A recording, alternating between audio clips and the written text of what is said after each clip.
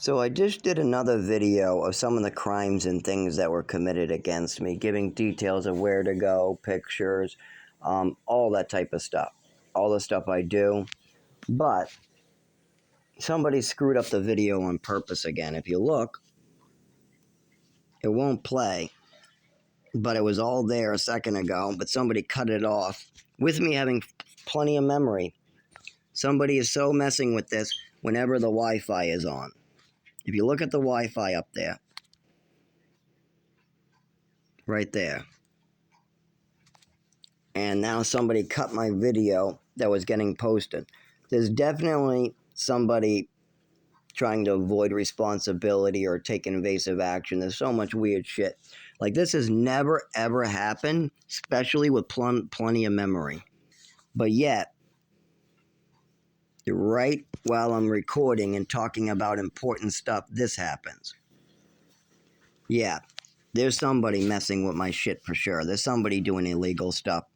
Absolutely. It's not the first time. I mean, I'm literally been a victim my whole life. I've been literally victimized, beaten, burned, raped. My father's taken advantage of me. He's stolen my Social Security. I mean, the list of stuff that was on there is like massively illegal.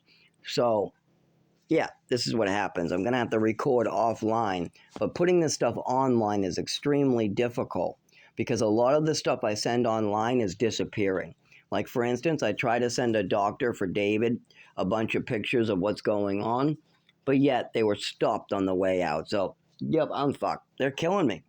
I'm going to have to bring this to the federal government, and I'm going to have to die on their doorstep with all this evidence in front of them. I'm also going to have to get somebody to drive me to mass around right before I die, as well as I have enough on hard files that this fucks everybody over. Even if they delete all my online stuff, there's enough hard files.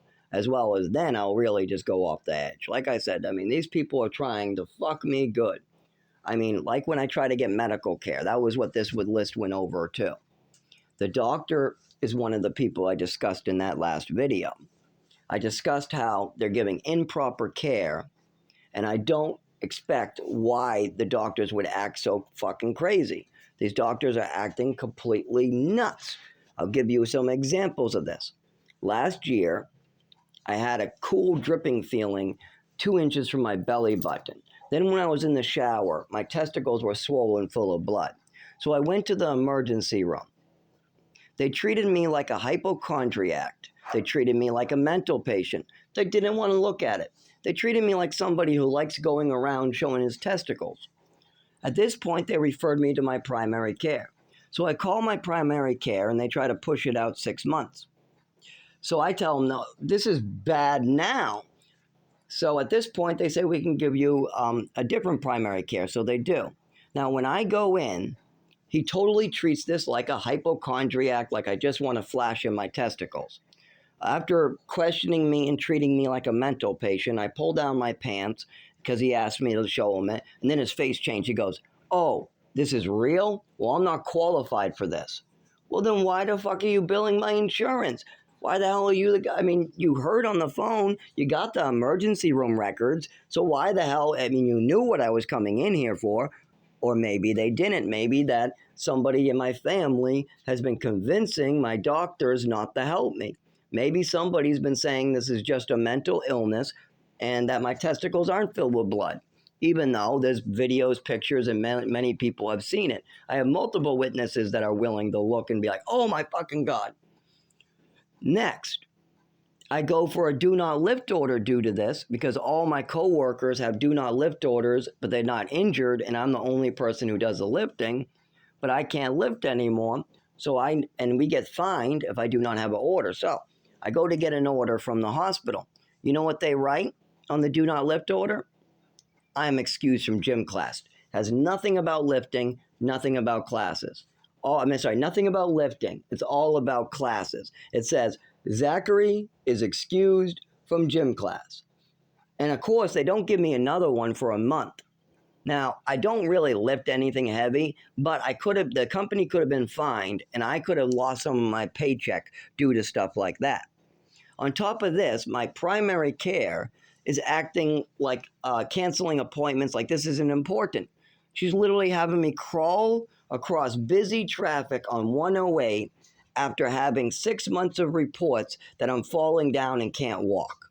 Now, she knows I'm falling down and can't walk. She knows I'm seriously injured. She knows that I'm having a GI issue. She knows my testicles fill with blood.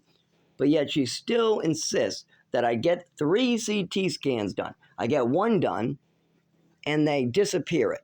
I get a second one done, they make up excuses and tell me they can't get it. The third one done. So I've had to crawl across traffic now 3 times, busy 108 traffic, falling down in the middle of a busy road on a crosswalk, all thanks to my doctors. Now, why would some doctors act like this?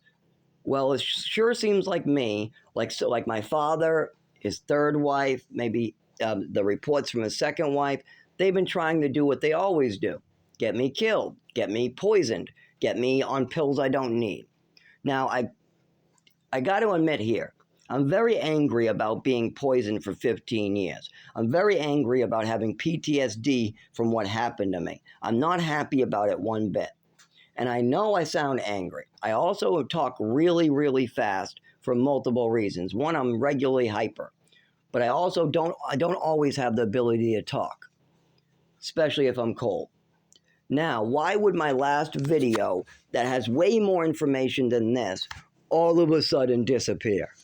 Why? Because somebody's trying to stop these from going out on the record. Whatever happened to me is massively illegal. Massively illegal. I was even trafficked. I'm not kidding. I was trafficked to Texas, then New Mexico, then Maine, right after a crime was committed. My mother committed like 3 crimes and bragged about it. She literally gave me extra medicines. She gave me an overdose and then didn't call an ambulance. She lied to the doctor when it was brought to the doctors. The schools were noticing it, so she brought me out of those schools to bring me to Texas.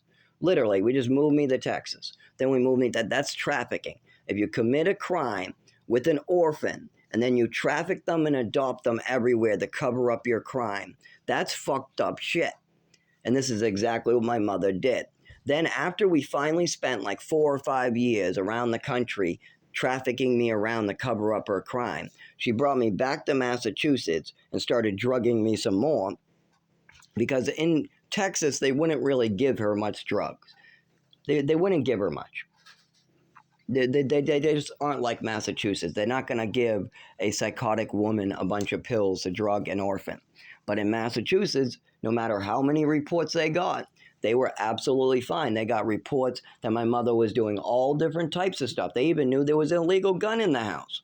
I mean, they had an illegal gun. They were drugging a child. They literally were drinking in front of me. When she had liver failure, they lied. They literally stopped me from leaving the house when my mother was dying. They didn't want me speaking at all. Not only that, my father remarried after she passed away at 19. And do you think that this other person is going to help me? No, absolutely not. This person is sucking my father's money dry. If they have to take responsibility for this, their party time is over. Their vacation time is over. Their fun, easy time is over. So they rather just put me in a grave someplace and be able to have fun. This is their plan. I literally know this for a fact. It took me 10 years to get a neurologist. He started helping me. He got me an epileptic medication that I was taking 10 years prior for alcoholism, and it works fantastic in the house. It gave me 80% of my movement back in the house. That is fantastic. I take 3 Triliptol in the morning and 3 at night, and it works fantastic. I might have to go up in a couple months or something. But this doctor, my father and his third wife asked for the name and phone number. So I gave it to them. Shortly after that, the doctor never sees me again. I don't know what the hell's going on with him. He just stopped seeing me. Well, I find out that, my father and his third wife have no concern for me. That is not why they asked for the number. They didn't ask for the number so that they could get reports of how bad I am. No, they asked for the number so they could manipulate and lie, leave messages like, he's just psycho, don't believe him. No, it's a crazy made-up story. It's a fantasy. Don't feed into his fantasy. This is the lies that I guarantee they're going around spreading. I guarantee it. But if anybody drove me around and spent the time investigating this, there is plenty of proof. Oh my God. If you even look at the pharmacy records, it goes back to H5. If you go back to the overdose, there's a mysterious allergy attack that caused me to lose my sight in my body and I couldn't feel anything. And then I had permanent problems with my body after that. There are so much crimes committed.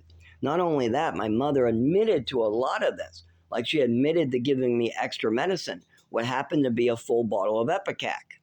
She poured the whole thing into a Dixie cup and forced it upon me and then bragged about how she gave me extra Epicac as a punishment. This is the most crazy motherfucking shit, and they have no intention of helping me. They have more intentions of trying to cover this up and bury it. And they'll keep on calling me a psycho fantasy teller. Oh, he's just a liar. He's a thief. Don't listen to him. Don't listen to him. And they got money to fuck me over good. Don't forget that. They got money they can use to hurt me. Meanwhile, I can't drive. I can't walk. I can't move my body properly. There are multiple times I can't talk or explain myself. They've literally crippled me to the point where I can't even explain myself sometimes if it's cold out. I am so fucked up in my nervous system and body for 25 years. This is nothing new.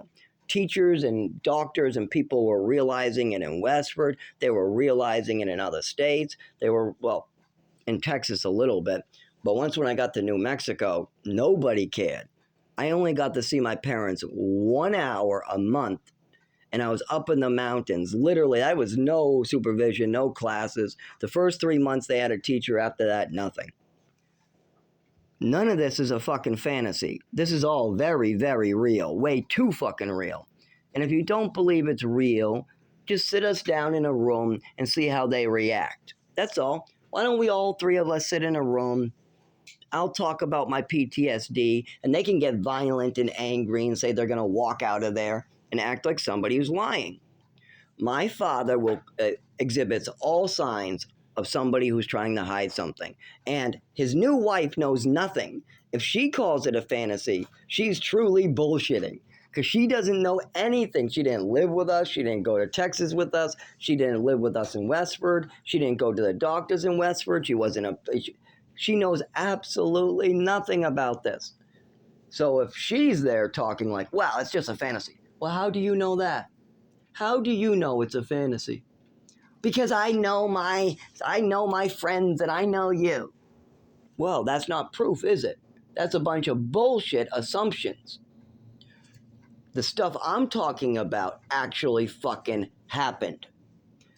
I have to live with this for life while you guys fucking call it a fantasy. Does anybody realize, while crippling somebody, drugging them, causing overdoses, giving them full bottles of Epicac, doing all these awful motherfucking things, trying to brainwash your kid, literally just because he's playing with action figures, telling him that he needs to start lying to doctors. Oh, by the way, that's one thing I have to bring up. My mother used to have me doctor shop. She would bring me in the car to go to the doctors. If I did really good, she would reward me with Chili's or McDonald's. But if I didn't go along with her bullshit, if I didn't repeat her rhetoric, because she would tell me what to say, my mother would tell me what to say. And if I repeated what she told me to say, I got rewarded. But if I didn't go along, if I just answered the doctor's questions truthfully, she would get really mad, sometimes just yell at me. So obviously she's brainwashing me as a child. I didn't know it as a child that if I get a big dinner at Chili's because I repeated my mother's fake rhetoric, and if I'm just honest with the doctor, I get punished, that's not right. That's fucked up shit. Not only that, my mother's brainwashing me, telling me, you got to take all these meds for life. You got to take all these meds for life. You got to take all these meds for life. Don't ever stop taking these meds. Don't ever stop taking these meds. It's amazing. I don't wake up hangover. I don't vomit as much. Well, now with the stomach issues, I'm about the same.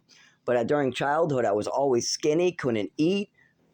As soon as I stopped drugging myself on my mother's words, I was fine. But see, I couldn't stop taking meds until 19. At 19 years old, if I wanted to, I could have stopped. But see, I was still confused. I still had no idea what was going on. I still just knew a bunch of shit was wrong. I knew my mother drank alcohol as she was dying. I know my mother gave me a full bottle of Epicac. I know I experienced some really bad shit that fucked up my nervous system during childhood. It wasn't until I saw other people overdose and I heard the explanations of what overdoses are and are like, then I understood what my mother did to me. I mean, plus I've done drugs from the age of 19 to 23. I was doing opiates, alcohol, and once in a while an Ativan, but that was not really easy to get. Wasn't my thing. It works the best though for the seizures and the shakes. Anyways, so you got all this shit going on. I do a recording like this, keeping a really good record, and then the recording goes blank at the end right when it starts getting too real.